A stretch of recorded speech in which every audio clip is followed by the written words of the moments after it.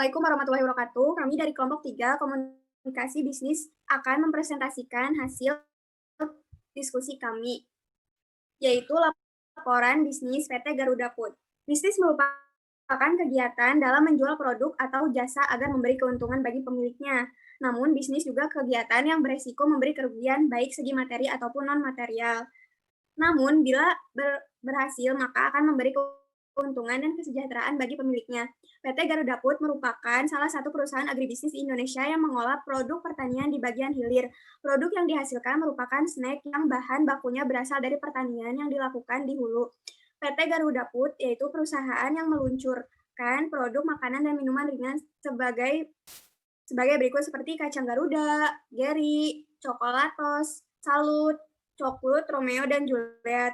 Ada juga Toya-Toya, dan pada minumannya ada Monty, of Jelly Drink, dan untuk keripik-keripiknya ada Leo, keripik pisang, keripik singkong, dan kerupuk.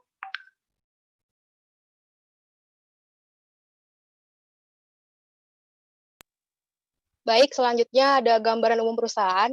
Jadi perusahaan PT Garuda Food ini memiliki nama yaitu PT Garuda Food Putra Putri Jaya Tbk. Tanggal pendiriannya itu tahun 1994. Nah, kegiatan usaha ini adalah di bagian perdagangan dan perindustrian.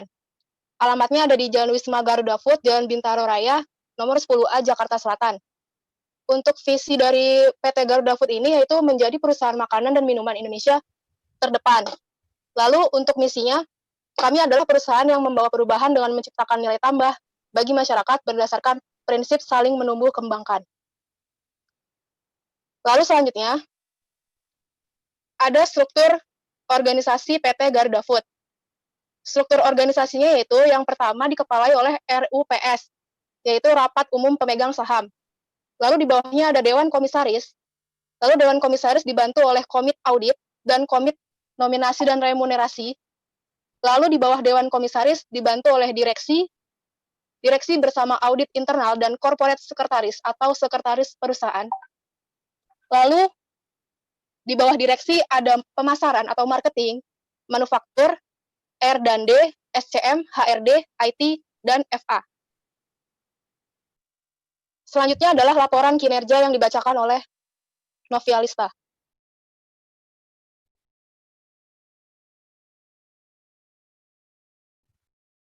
Laporan kinerjanya terdiri dari laporan keuangan. Laporan keuangan tersebut, PT Garuda Food menjual makanan di tahun 2018 tumbuh 8,37%. Laporan kinerjanya terdiri dari dua laporan, yaitu laporan keuangan dan laporan kinerja manajemen.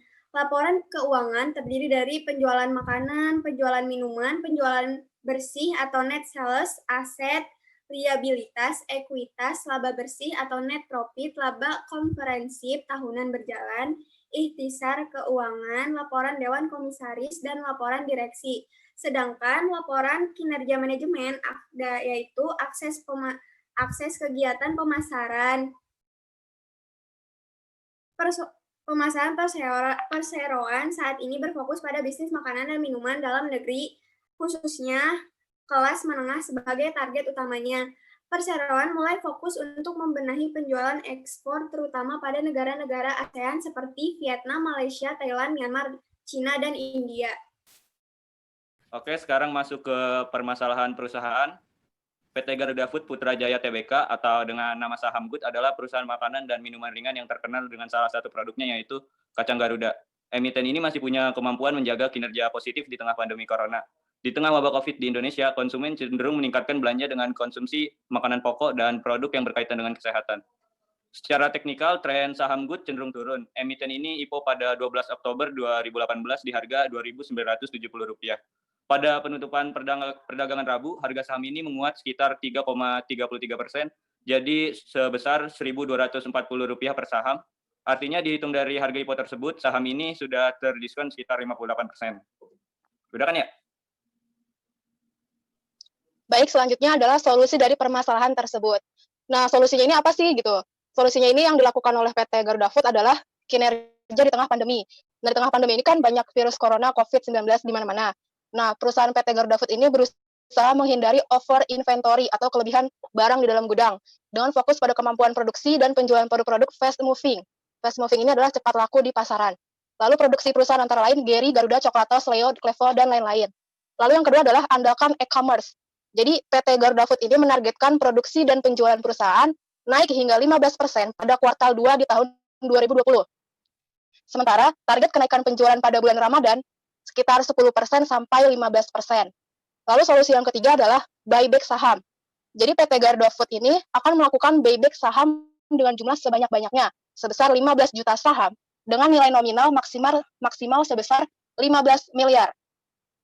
Jumlah saham yang akan dibeli kembali tidak akan melebihi 20% dari modal di setor. Dengan ketentuan paling sedikit, saham yang beredar adalah 7,5% dari modal di setor perseroan. Nah, selanjutnya rencana pengembangan usaha pada PT Garuda Food. PT Garuda Food akan melakukan penawaran umum saham perdana ke publik. PT Garuda Food juga terus berupaya untuk berinovasi mengikuti perkembangan perilaku konsumen yang dinamis. Hal ini dilakukan untuk menyiasati kondisi industri makanan dan minuman saat ini. Inovasi yang dilakukan diantaranya adalah dengan menghadirkan varian-varian baru dalam produk yang ditawarkan. Selanjutnya, PT Garuda Food juga mempunyai target dana yaitu 1 triliun yang akan digunakan untuk ekspansi bisnis khususnya di bidang usaha makanan ringan dan pembangunan pabrik baru.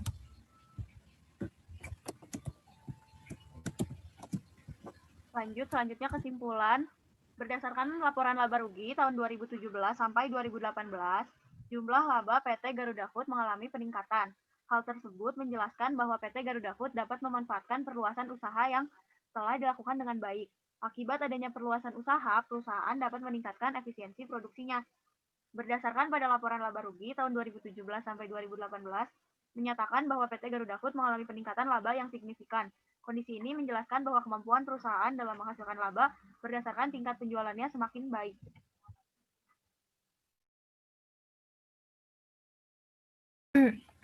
Selanjutnya, evaluasi bisnis pada PT Garuda Food.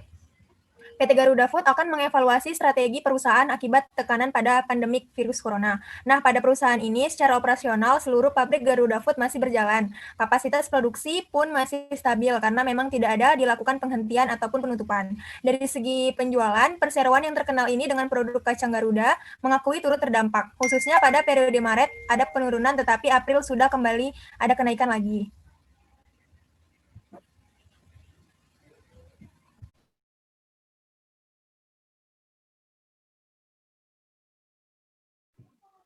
Yang kedua, inovasi yang dilakukan oleh PT Garuda Food antaranya adalah dengan menghadirkan varian-varian baru dalam produk yang ditawarkan. Pada produk makanan ringan, kacang misalnya, inovasi dilakukan dengan cara menghadirkan varian rasa baru seperti kacang panggang. Inovasi yang serupa juga bisa ditemui pada produk-produk makanan lain dengan menghadirkan rasa-rasa unik seperti misalnya coklat yang ditaburi kelapa dan sebagainya. Tidak hanya menghadirkan rasa baru, inovasi produk juga dilakukan dengan meluncurkan produk minuman kopi saset baru dengan menggandeng Warkop DKI Reborn untuk menjadikan sebagai brand. Produk ini baru saja diluncurkan pada 23 September 2019. Tidak lama setelah film Warkop DKI Reborn ditayangkan di bioskop. Selain itu, emiten yang memiliki kode saham GUT ini juga berusaha menjajal pasar milenial dengan cara bekerja sama dengan platform e-commerce lokal. Hal ini dilakukan untuk menyesuaikan cara-cara penjualan dengan karakteristik milenial yang cenderung menyukai hal yang praktis. Yang ketiga